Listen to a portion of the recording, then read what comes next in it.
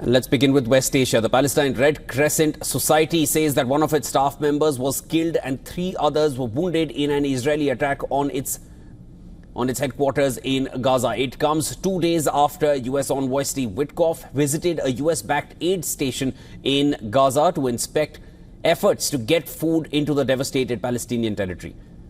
Now, a video which the PRCS said captures the initial moments of the attack shows fires burning in a building with the floors covered in rubble. The attack comes as UN agencies have warned that time is running out and that Gaza was on the brink of a full-scale famine now. As per Gaza health authorities, the death toll from starvation in Gaza Strip has risen to 169 after 7 more people, including a child, died from hunger and malnutrition. The Palestinian death toll in the Gaza Strip has risen to 60,430, with almost 149,000 others injured since the conflict began between Hamas and Israel on the 7th of October 2023. Any quick truce deal, however, does not appear in sight. And on Saturday, Hamas military wing released a new video showing Israeli hostage Eviatar David. The video shows David appearing skeletally thin in the Hamas footage, and more of which was approved by the family for publication. It was not approved, which includes David speaking in a weak voice. His remarks seem dictated to him by his captors and shows him digging what he says he fears will be his own grave. And that's the amount of the footage that could have been made public. Now, hundreds of protesters rallied at Hostages Square in Tel Aviv, demanding the Israeli government ends the Gaza war and ensures the return of all the hostages from among the 50 hostages remaining in Gaza. The IDF has confirmed the deaths of 28 now.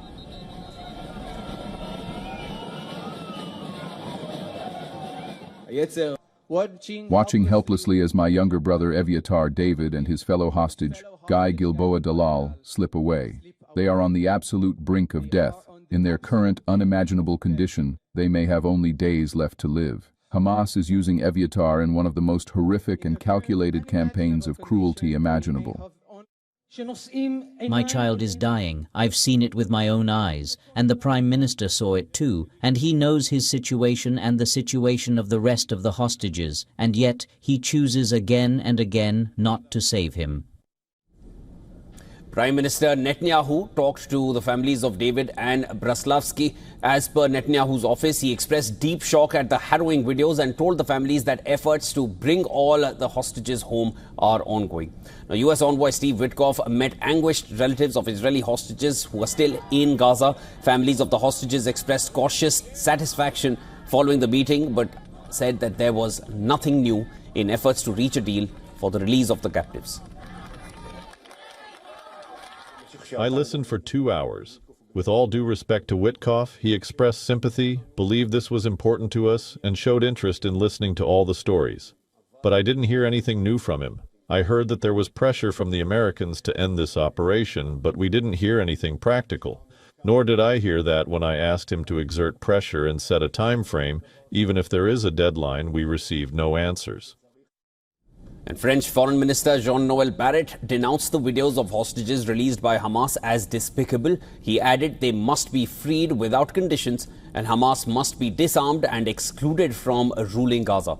Meanwhile, France continued to airdrop aid into Gaza. A French plane carried around 4 tons of freight, including the aid and the materials needed to reinforce the shipment to ensure it drops safely on the ground.